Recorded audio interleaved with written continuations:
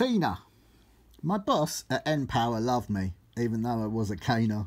So when this girl called Tina started, it was me who got to train her. However, Tina had a fella, and she'd been with him quite a while. But see, she really was a looker and had the cutest little smile. So when she'd done her training, I made her work with Ben.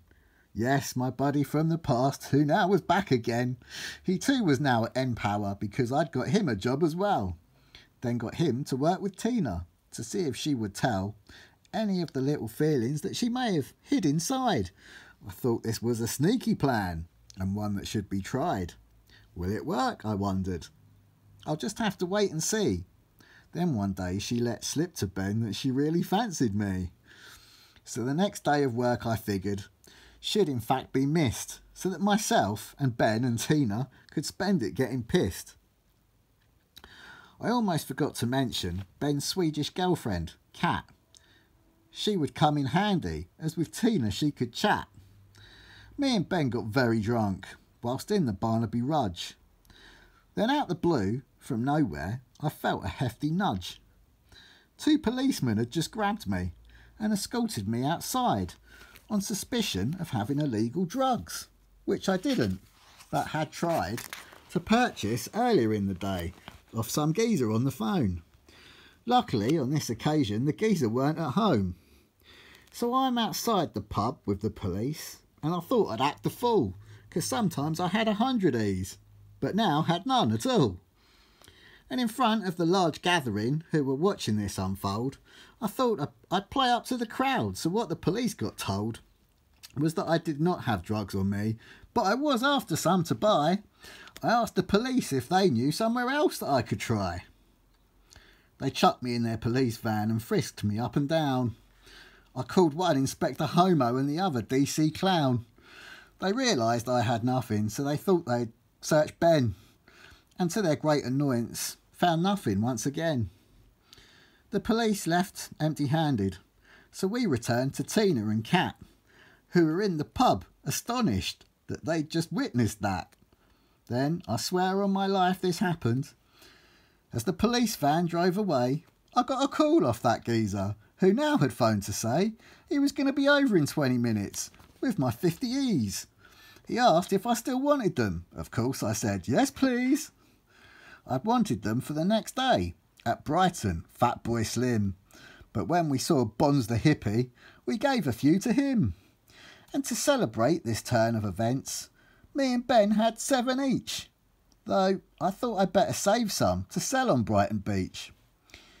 Tina left, Kat went to bed, and me and Ben stared at the telly.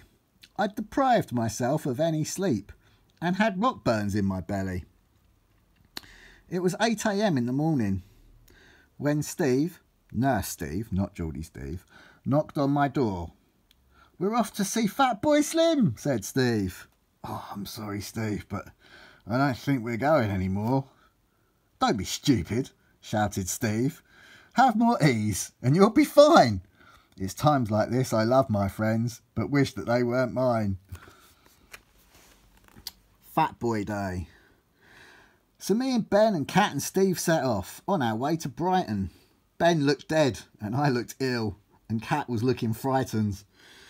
Almost 500,000 people had packed out the Brighton coast. Most of the people were on drugs. I think I was on the most. I sweated out an awful lot and had some mini epileptic fits, and don't remember very much else, only tiny little bits. I remember all the people, because they were fucking everywhere, and I remember all the fireworks, whiz whiz bang bang bang whoosh, that exploded in the air. Brighton was in anarchy.